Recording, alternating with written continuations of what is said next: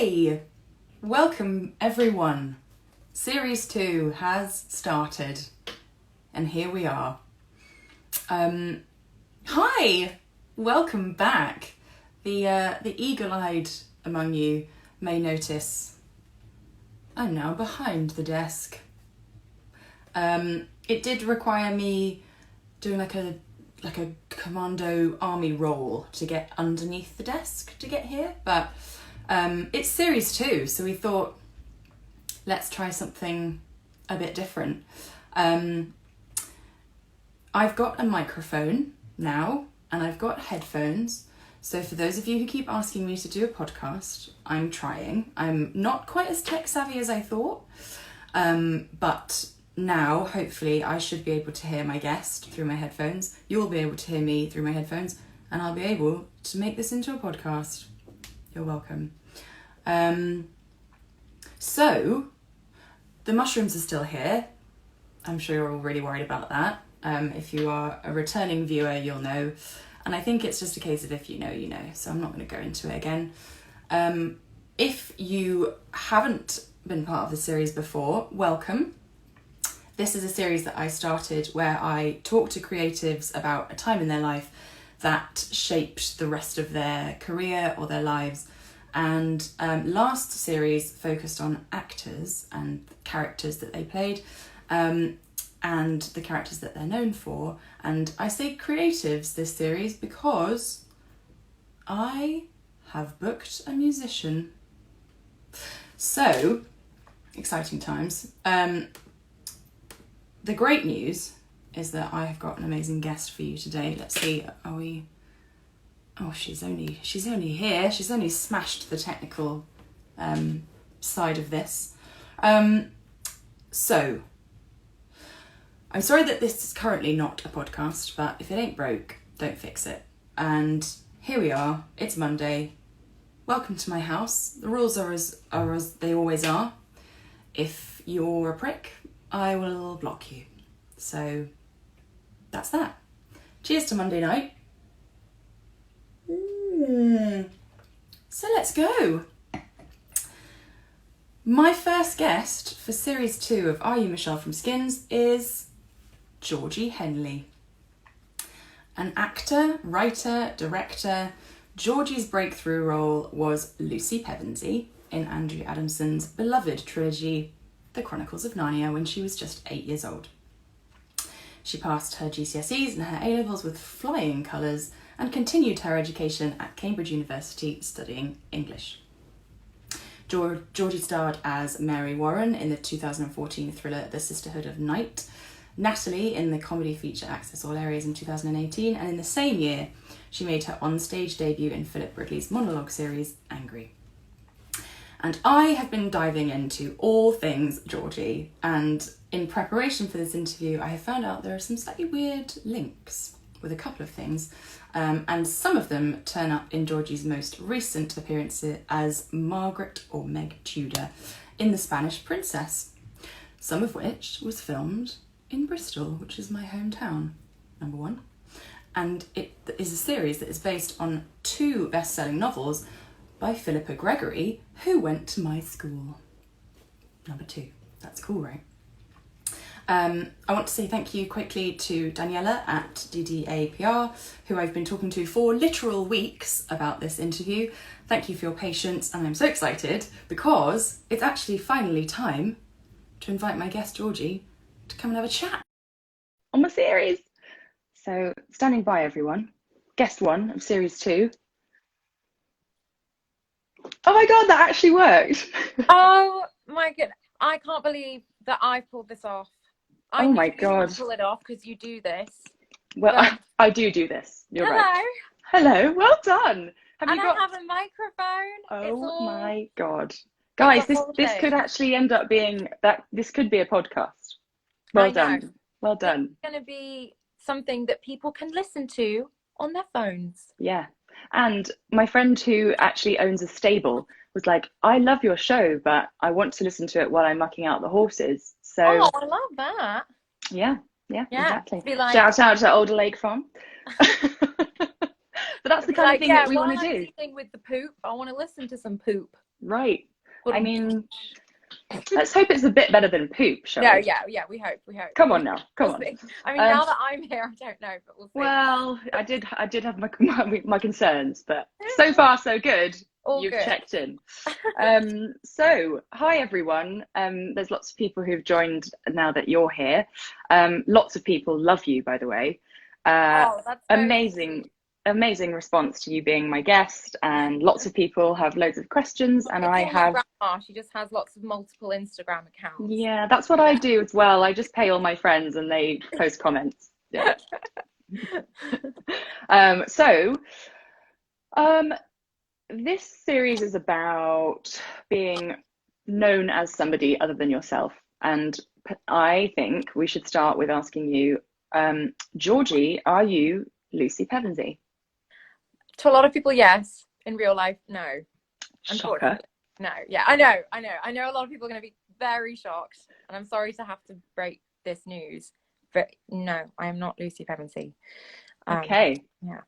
So basically, really the rest of this is just finding out what that's like for you, and what it's like to be you. So go. It's Go, okay. one, No, it's two, fine. three, go. No, it's fine. I do have some jumping off points. That's okay. So I suppose obviously I think you were 7 when you first started auditioning. Is that right? The first started auditioning, yeah, 7 years old. Yeah, it's quite young. And did like at that point were you like, I'm going to be an actor? No, absolutely not. Like I think I was just one of those people who kind of channeled whatever weird energy they had. Like my parents were just like, send her to drama club. And Same. I really loved it. Yeah, same. Yeah, it's like everybody who's an actor now, they basically were told that. But there was, I mean, I'm from Yorkshire, and it's not really something that people do in terms of like, going into the business or anything like that. And I just used to go to a local drama club after school and loved it, but that was really, it was like, it was a hobby. It was a hobby, which it should be when you're 7. Yeah, well, yeah. And so, like, how did that happen? How did you suddenly go from, was it Ilkley? It was Oakley, yes. Look at me with my research. I may have spoken to your babysitter. Just it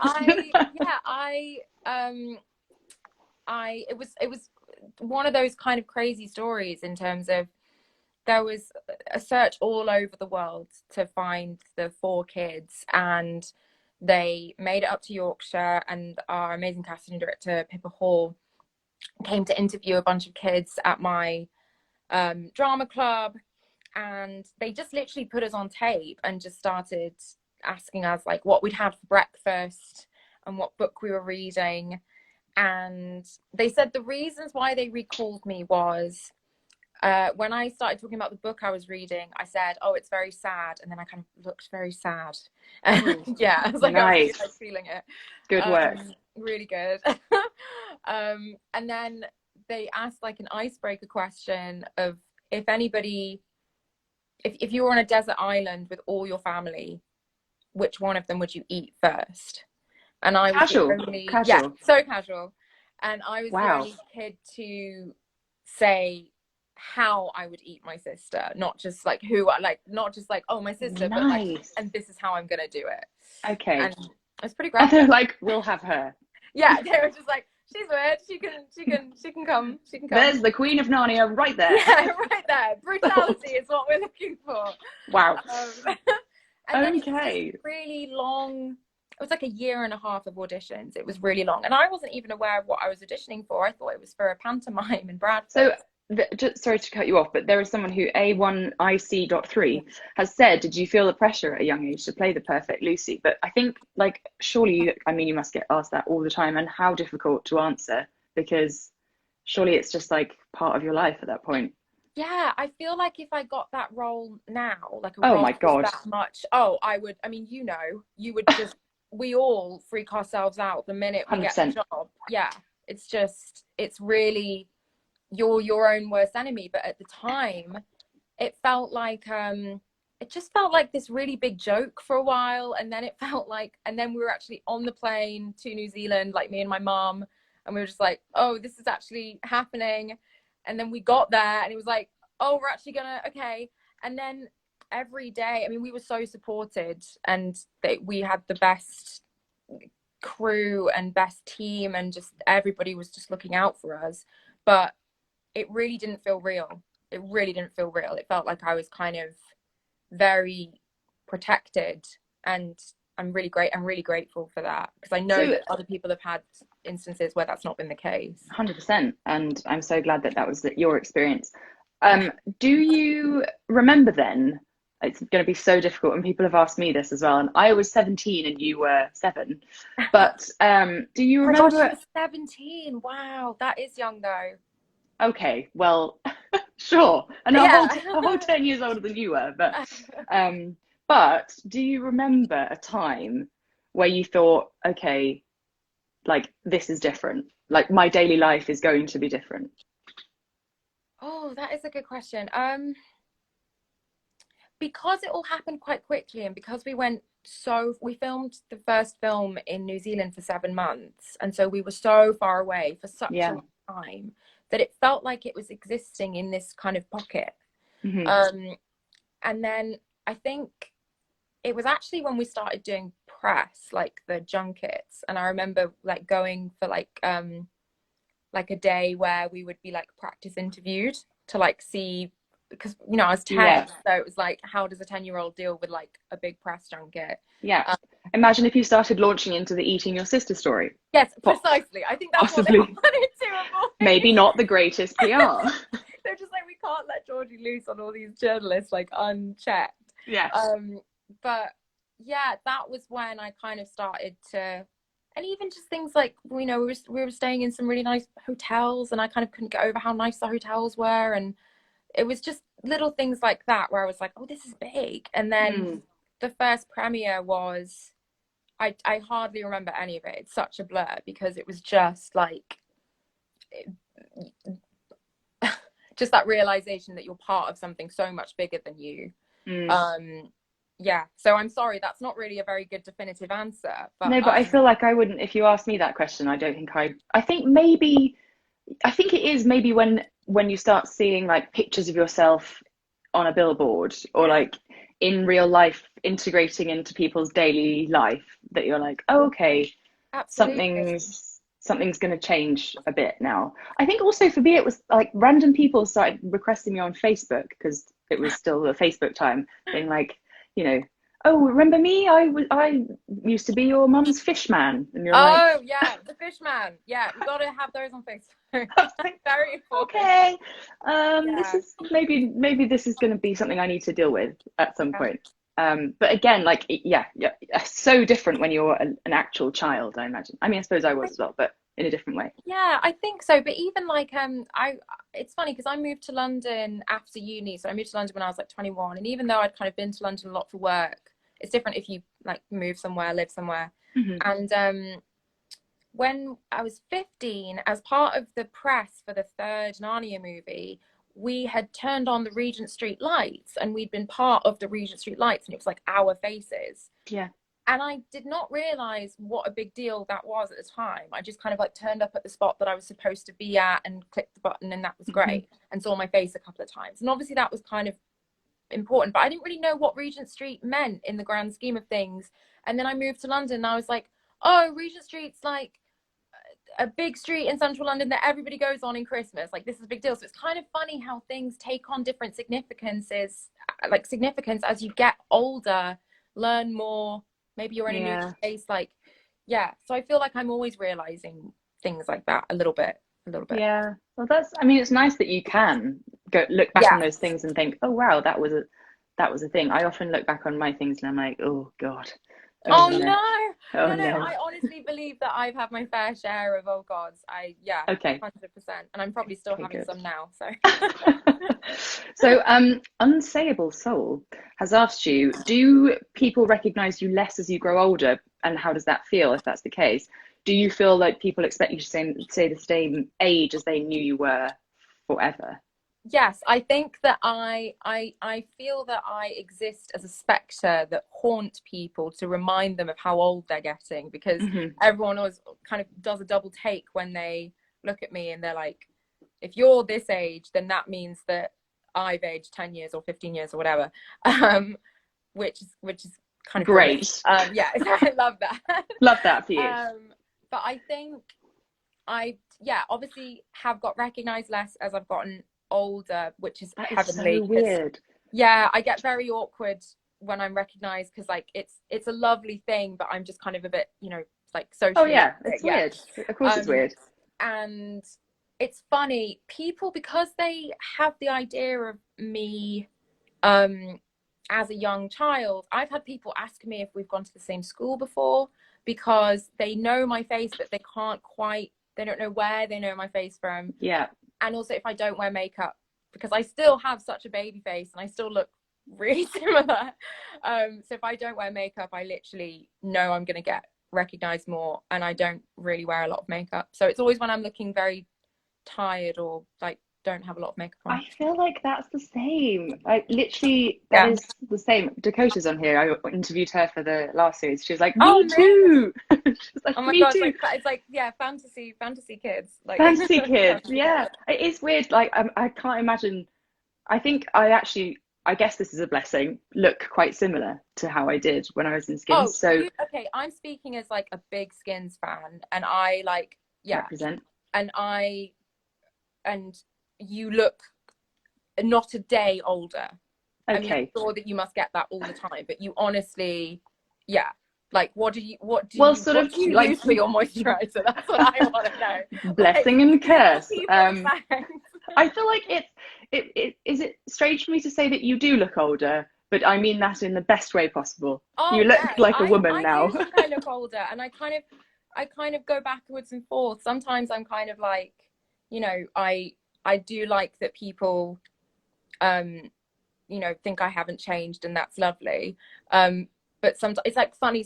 I took my mask off the other day when I'd been in a place and I went outside, and taking my mask off somewhere, someone was like, I thought it was you, but I could only see this top bit of your face. But now I've seen the whole thing, because I've got like your mask on. Yeah, keep my Come on. Story is keep your mask on all the time. I mean, kind of great that's like the new world that you could technically go out and hide your mask acne. It's great. I imagine it's been a godsend for people who are actually famous and actually get recognized all the time. Because that's just not you at all. No, it isn't. It honestly isn't. But they just must be able to go out, just put their sunglasses on, put a mask on, and it's easy peasy. But it's always very nice when I do get recognized. One of the things that is really lovely is that people will always say something along the lines of, oh, I always watch like that film with my mum, or I always watch it at Christmas, or I feel like I'm always surprised by how precious it is for people, and it's a lovely surprise. And I imagine it's the same for you, because I feel like not so much the people watching with their parents. Not so much watching with their mum at Christmas. But not quite a few of those. No, I feel like you were part of something really iconic, and it probably, you know, it for better or worse kind of showed a lot of, you know, adolescence and that kind of thing in a way that hadn't been shown before. And I think a lot of people, the first like grown-up program that they would have watched would have been Skins, and I think what's crazy, it still is.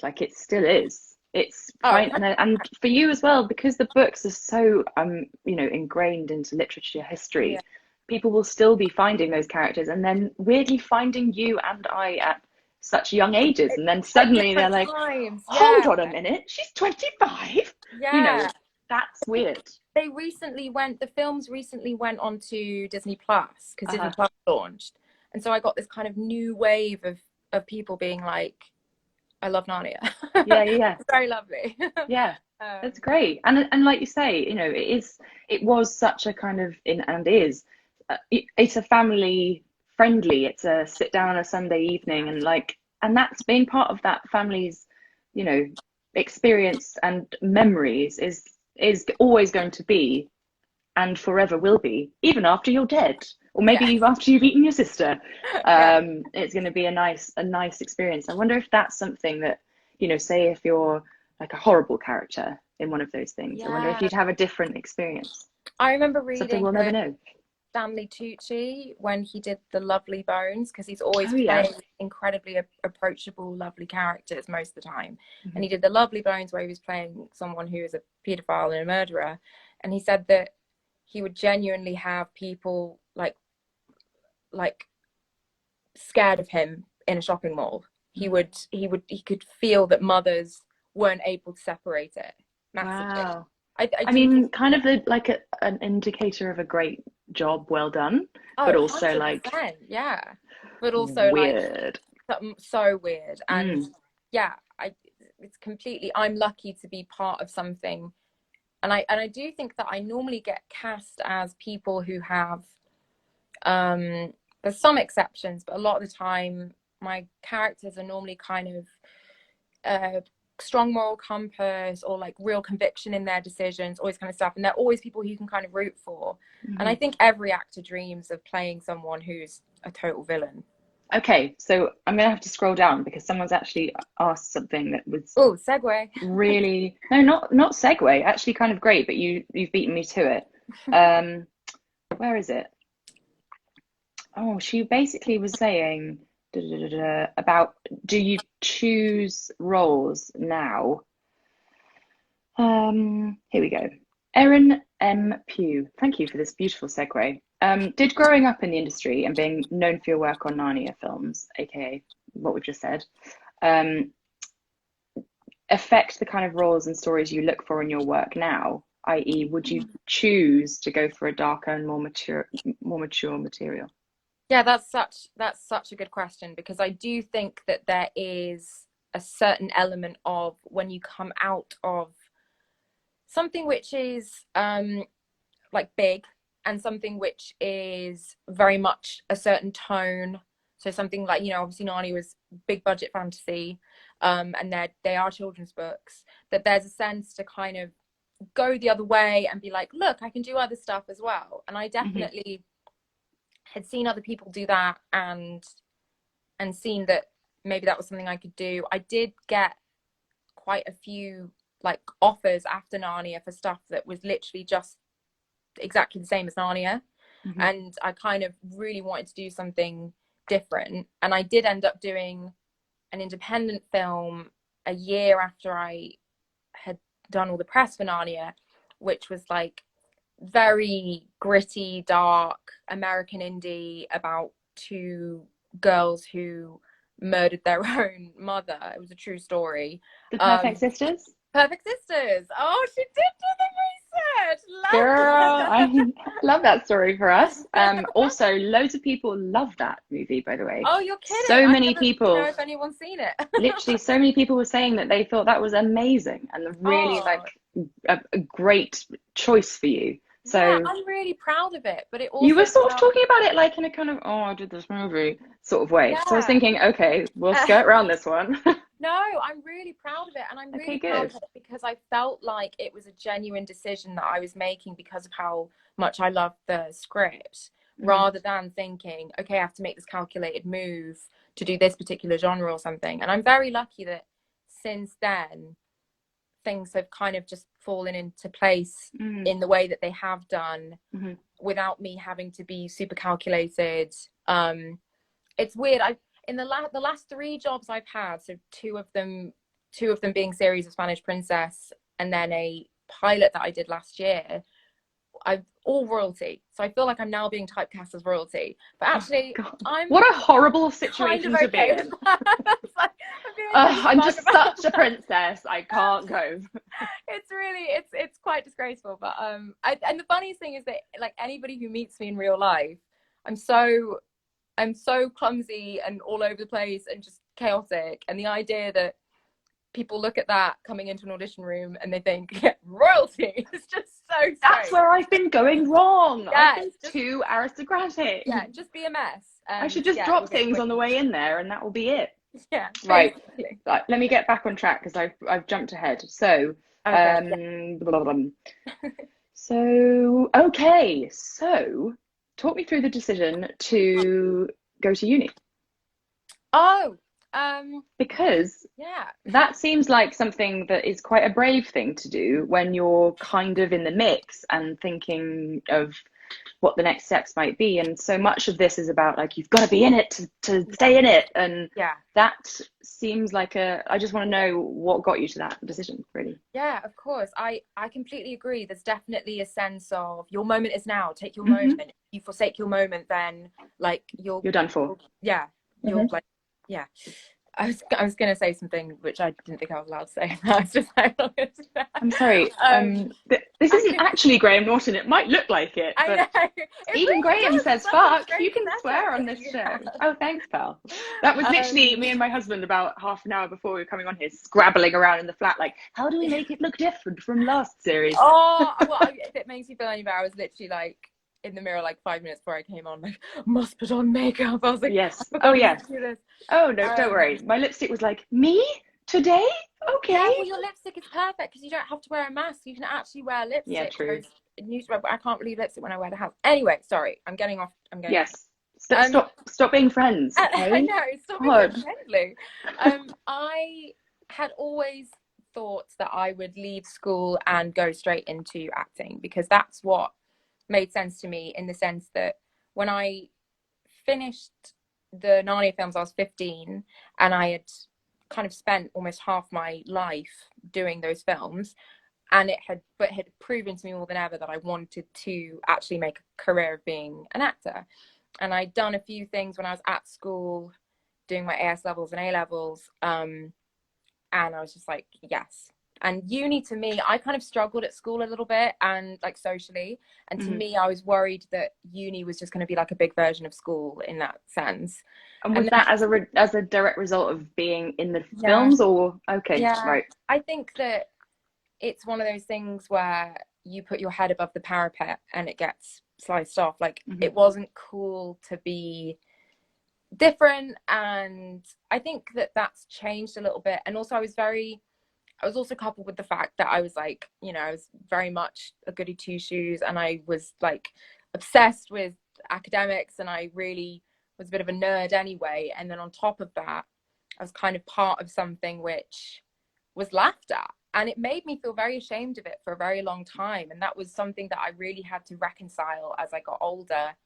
And I realized this is a really, really cool thing, and I should be really proud of myself and grateful. I was always grateful, but I mean, don't feel bad, because that's literally taken me till last year to realize. It's hard. So you're okay. It's really hard, and it's hard because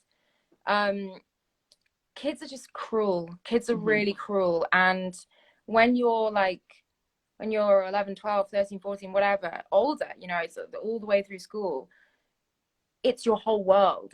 It's and you know, you can't really get any kind of perspective, and you're like coming home from school and thinking like, it'll never get better, but it does. It really does. And I ended up working with an actress in Perfect Sisters, Mira Sorvino, who played my mum, and she was just fucking awesome. And she was like doing this amazing acting, and then she had like her kids on set, and she was like being an incredible mother, and then she like has an Oscar but also a degree from Harvard, and I was like, holy moly, like you are just incredible.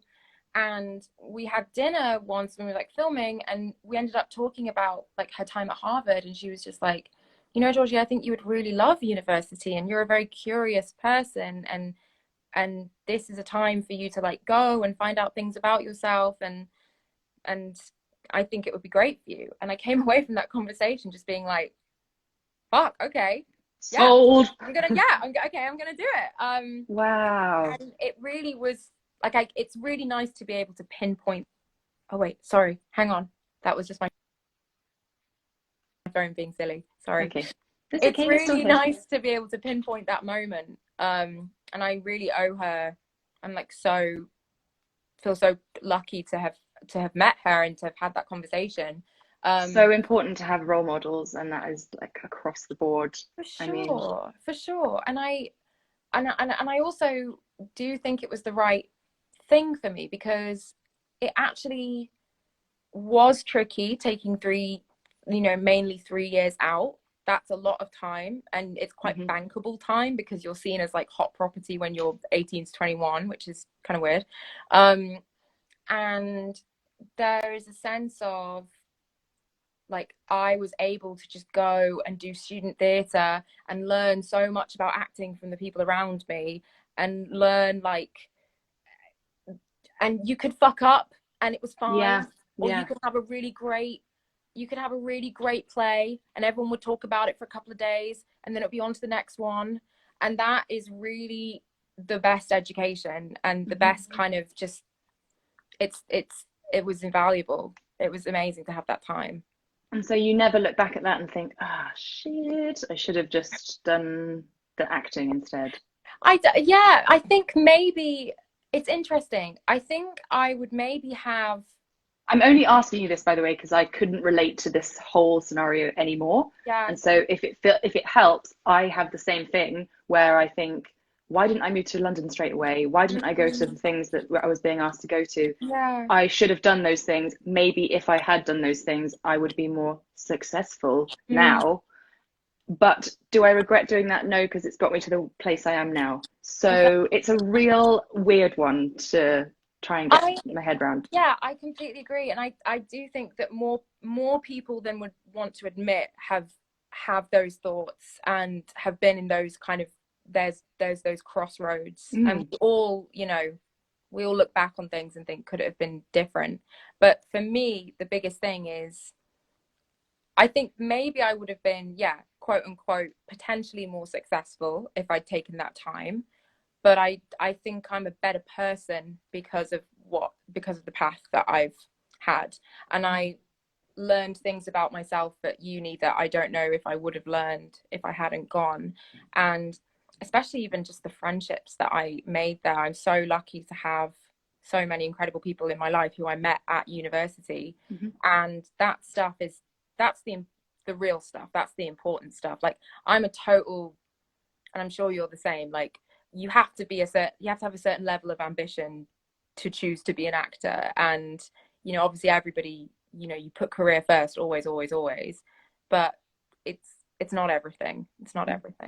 I wish I'd realized that when I was 25. I actually do think I did, weirdly, but up until that point I was like, this is everything and everything else is impossible. So you're so right. Yeah, it's actually even lockdown has made me realize that there were certain things that I'd neglected just like in my life, just even things like around my flat that I just hadn't got to because I'd had like a busy year working last year. And it was like, oh, it feels really good to do these things that are ultimately going to be just better in my life. And actually, those are the things that will still be there even when the phone stops ringing and I'm not ever working. Good to hear. And also good for me as well. I feel like it's just so nice having these conversations with people who are like, yeah, no, me too. Job. This is such a wonderful thing for you to do, and it's like my online therapy. It's so cathartic because 100%. I think that I think actors feel weird talking to other actors because obviously we're all lucky to have had the opportunities that we've had. But I think there's a way of talking about things which is generous and honest, which kind of gives space for people to be like, actually maybe I would have done that differently, or that actually this didn't go the way I wanted it to, but ultimately like it is what it is, to quote Love Island. It is what it is. It is what it is. It is what it is. So I read a piece that you wrote for Backstage magazine recently. Oh, cool. And it was like you were looking inside my brain. Honestly, it was such a beautifully written piece. And I think you spoke to a lot of actors who are kind of suffering from that imposter in their head, being like, you're not good enough, and you can't live up to something. Of course, yeah. And Zizi Dallas has asked, how do you feel about having I think this plays into that, is why I'm quoting that that piece that you wrote. How do you feel about having been a child star in the industry? Because I do think there is a thing about being a child star, which I think maybe you can expand on. So what were there good and sorry, I'm getting her question wrong. Was there more good and bad aspects to it that you would change if you could about the perception of being a child star? So I suppose it's a really big one. What a juicy question. But it's Stuff blended, isn't it, really? So I guess, what was it like, and ultimately, what would you change about the perception? Yeah, I feel very lucky that it happened when it did, because I think if it had happened 10 years later, then there is a level of exposure now which is very different to, I mean, when the first Narnia film came out, that was 2005. No social media in the sense that we have it now. We had a few times where whenever we would travel, there would always be issues with like paparazzi, and it would always be really weird. It's like, why do you want these pictures of kids? Like, there was even one time where we were in New York and the paparazzi like tried to actively separate me from my mum to get a picture of me like crying or being upset. And I just like stood in one place and just like wait for my mum to like get me. I was just like, no, I'm not. I'm like, I'm 10 years old and I know what game this is. Wow. Yeah, but I do think that nowadays there is too much. I see certain child stars in inverted commas, and I think I'm worried for you. I'm worried for what's going to happen in 10 years. I'm worried for your therapy bills. I'm worried. Not that there's anything wrong going to therapy. I think that everybody should go to therapy, but there's a level of exposure that I just think is tipping into being quite dangerous in a way that it wasn't when I was around, and I was very protected, like I've said before. And also I was lucky because there were four of us, there were four of the kids, so we were kind of going through everything together. I mean, I imagine you feel similar in a way of like when Skins first came out, it was a group of you and you're all kind of experiencing it together. So yeah, you're kind of on the journey and it's crazy, and you can laugh at it a bit easier. You can laugh at the surreal elements of it. But in terms of things that I would change the scaremongering, because I think that my parents were so worried about some of the stories that they would hear, and the idea of like, oh, protect Georgie, that it meant that, you know, they just had so much stress about that. Whereas actually I was very protected and they were protecting me. And I just think that there is a thing of people want people who have had those highs very early on in their life. They want them to fail. They like to see them fail. There's definitely a thing of like, you work as a child and you don't work as an adult. Don't. It's a cliche for a reason, because people perpetuate it, and it's a kind of destructive envy. It's like people are jealous that they didn't have those opportunities or that it didn't happen for them, and so they envy that element of it. But then there's also an element of I will rejoice in your failure. And I became aware of that maybe when I left uni, and I just started putting all this pressure on myself to be this and do that and book this and all this kind of thing. And it was taking the joy out of it for a really long time and really messing with my confidence. And I didn't work for a year and a half when I left uni. And I know that so much of it was because of my confidence. And what I write about in that article, I'm so glad that it resonated with you. Honestly, that means the world to me. And I think that it will resonate for other people as well. 100%. Just being your worst enemy and your worst critic. But like, I think I say this in the article, like, it's hard enough. The job is hard enough. Getting the jobs is hard enough, and what you have to put yourself through, and the hoops you have to jump through, they're hard enough without you making it harder for yourself and just being mean to yourself. It's because at the end of the day, I think you talked about sitting in the room. At least we won't have to do that, sitting in an audition room where you're surrounded by people auditioning like for the same part. That's not going to happen anymore, so at least we have to cut that bit out. But you know, at the end of the day, there isn't anyone sat there who is you. And I suppose I've done it so many times where I've looked around the room and thought, well, she's thinner than me, she's got better eyes than me. Like, all of that stuff is so common, and we do it all the time. And it's irrespective of being an actor or anybody else in another industry Yeah. thinking I'm not good enough. And it's, I mean, obviously so much of what we do in this industry is based on what you look like as opposed to what Yes. your talent is. And I suppose that's probably why it's perpetuated more, and we're sort of told you've got to go to the gym, you've got to be Yeah. young, like, I remember there was I think when I was 17, this was going around on Facebook, and I wasn't on Facebook. I wasn't allowed to have Facebook, and I still don't have Facebook now. But it went around my school, but it had been floating around everywhere, and it was like a meme, and it was like a picture of me as a 10-year-old, 9-year-old child in Narnia, and then a picture of my headshot that I have at 17. And it was like, oh, didn't puberty do well? The idea that I was like, I guess the idea is that I was a really ugly child and that I had like had a glow up to my headshot. And it would take me hours to unpack how problematic that is, and how damaging that is, not just for me looking at it, but like everybody who saw it. And there has to be a way that we leave space for, you know, kids can't stay kids forever without sexualizing them, without like denigrating them, without just like it's inevitable. They are going to grow up. They are going to grow up, and they don't need your opinion. Yeah. And I mean, the worst thing about that is I think that someone will have crafted that as a compliment to me, but actually it made my life hell for however long it was in circulation and stuff at school. Yeah, Dakota's saying her too. Yeah, I'm sure it was exactly the same. And it's just so many issues with that.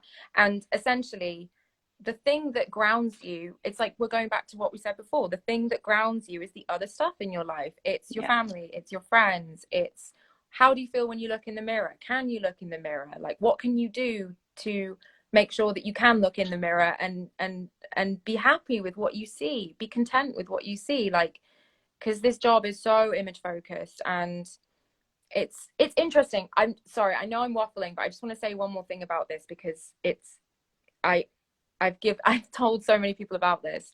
A friend of mine is going on a big job at the moment, and he's really worried about the job, and he's freaking himself out about the job, and he's like, they're going to fire me. The first day they're going to fire me.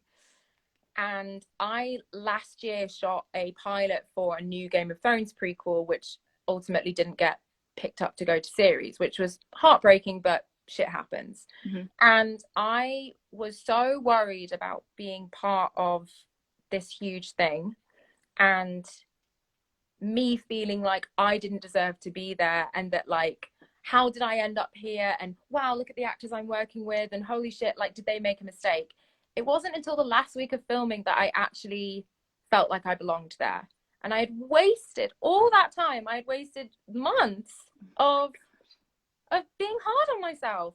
And then when I had that realization, I was like, oh my God, I'm nearly done with this job. Like, I'm nearly done. And I've made it harder for myself. And I said to my friend, and I would say to anybody listening who is going through similar situations, like, just don't make it harder than it needs to be. Oh my God, I wish I could end on that, but I've got so many other questions. Oh my God, no, that's good. We love questions. I mean, so true, because you actually miss the good bits. You spend so much time wanting to have a job, then you get on the job and you're missing the things that you wanted that whole time that you weren't working. And security, I mean, and it's good to be vulnerable. It's good to not know what you're doing. It's good to be challenged. Like, that's the good shit. Yeah. And that's when you're doing your best work. When you're scared, it's normally when you're doing your best work, I think. Why? When I feel out of my depth. When I feel out of my depth, because then I feel like I want to, like, you've got something to prove. More. Yeah. I want to be like, you think I can't do this? Let me show you. Did you feel like that when you did your stage show? Oh, 100%. 100%. Because I had never done professional stage work. And then I auditioned for something that I thought I would never get. I had written essays on Philip Ridley at university. Oh my God, same. Yeah, exactly. So I'm like, I can't believe that and then got this job, and was suddenly like, oh, there's nowhere to hide. If you're doing monologues, there's nowhere to hide.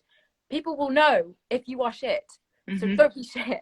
And it was terrifying. I was really lucky to just be working with some brilliant people. Our director, Max Lindsay, I hope that every actor gets the chance to work with him because he's just the dream. And luckily, the other person, because the show was really interesting, because me and the other actor, Tyrone Huntley, would be switching the monologues every night. So we would learn the whole show as if it was a one-man show or a one-woman show. And then he would do 135, I would do 246, and then vice versa. So we were flipping all the time. And it was interesting because it's like, how are the monologues affected when you have a white woman doing it versus a black man? And also ideas of queerness and race and just so many like intersecting ideas.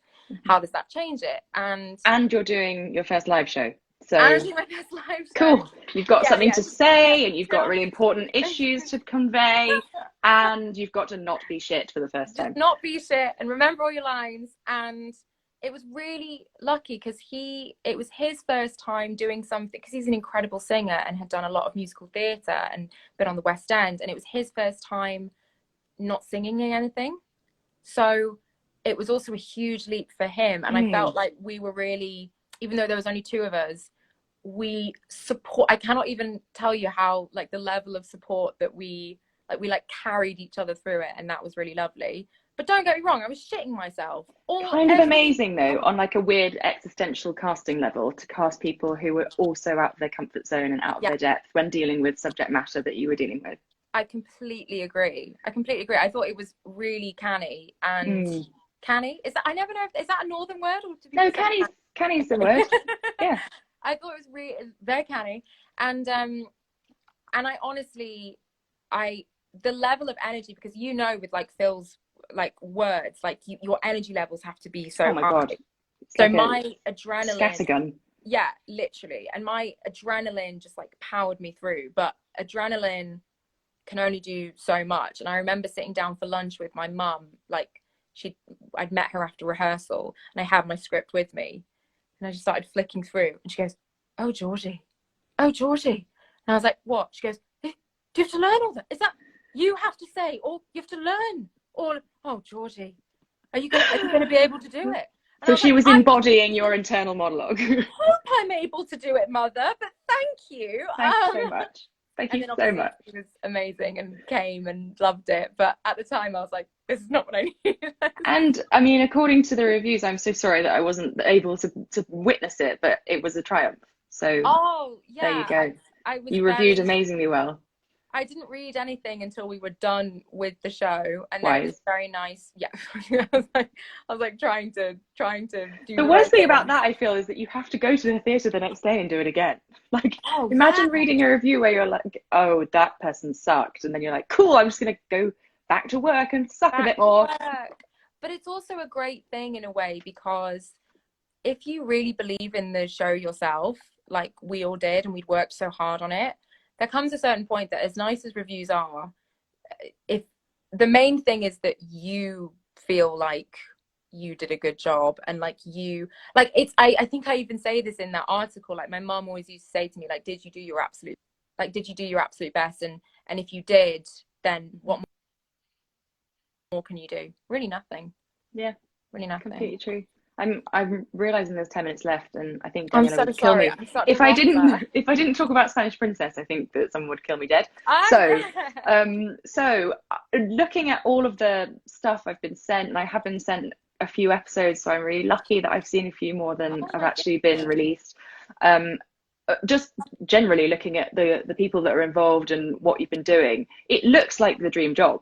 Everyone is. Yeah. I mean, I don't know whether you're all lying, but it literally, you look like you've had the absolute best time of your lives. We all just fucking love each other so much. It's actually a bit gross. Like, everyone, all the interviews are like, it was the best job ever, and we had drinks in the hotel, and we loved each other, and we all had birthdays, and we watched the football, and it's like, what? Yeah, amazing. For real. I mean, it's such a huge cast, and we had an even bigger cast for the second series, like our cast literally doubled, which was unprecedented, and we were so worried. It was like all these new people are coming in, and we all get on so well, and we hope that they're nice too. And then they all came in, and it was just a lovely other bunch of people. And I've never been like, I've never been on a set with that many characters, and the fact that none of them were crazy people, because lots of actors are crazy people, and some actors aren't very nice, and the fact that we all just absolutely adored each other, and I will say it again, shout out to the Bristol Hotel Bar. We have spent so many nights in the Bristol Hotel Bar, just being. I mean, shout out to Bristol in general, and to the Bristol Yard Studios, and just the whole.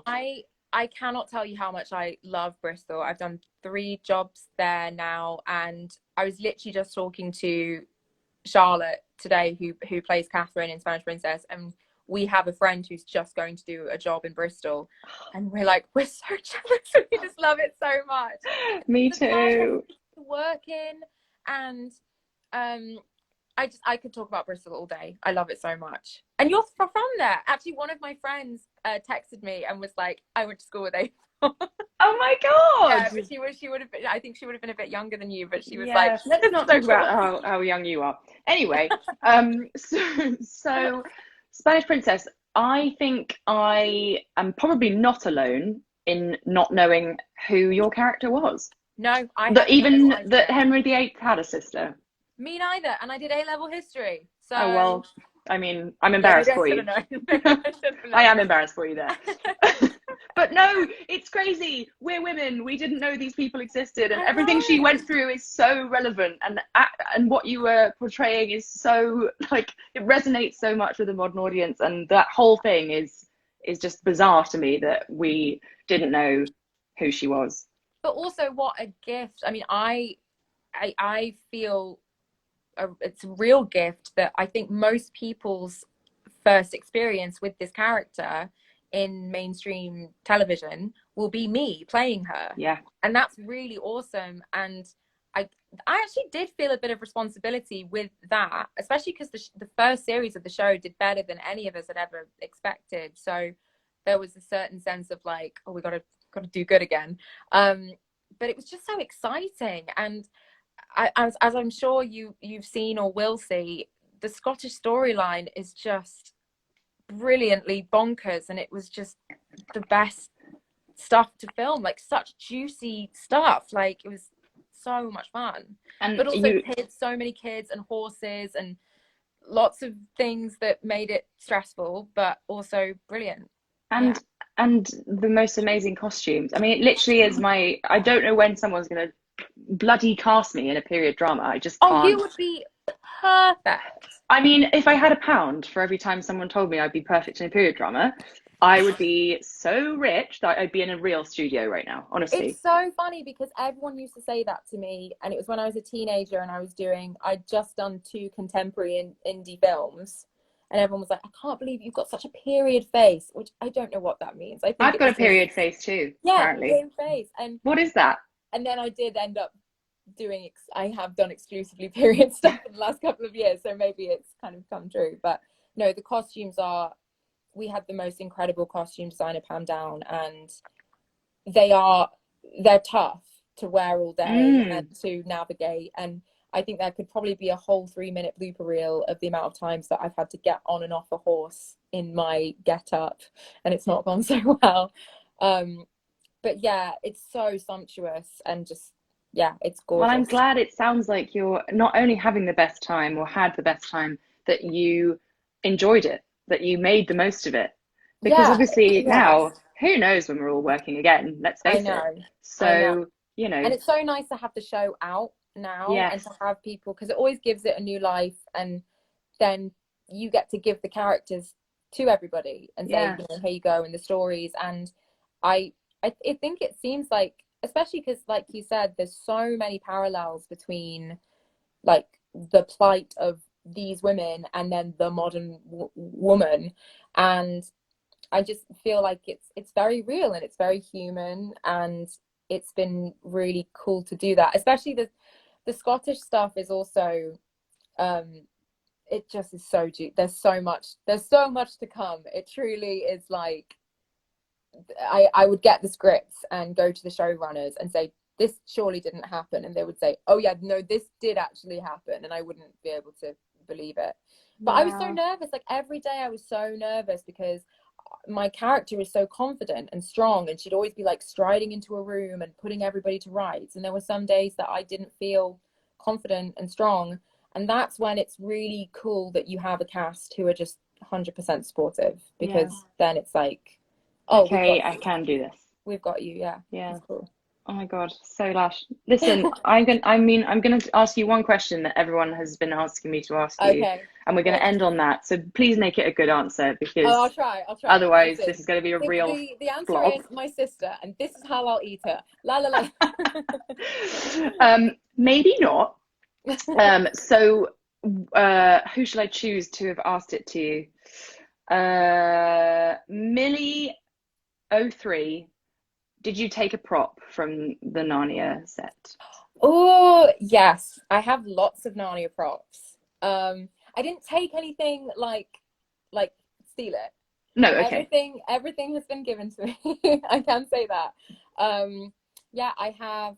This is actually lovely. On the day of the premiere for the first movie, they took us into a hotel room and presented us with replicas of all of our like weapons and stuff that we got from Father Christmas, and I still have that. It's my most treasured possession. And I used to, every now and again, I'd like go do a talk in a school, and like primary school or something, and take it in, and seeing like the little kids like pass it round to each other, and it's just like such a like so much reverence. Yeah.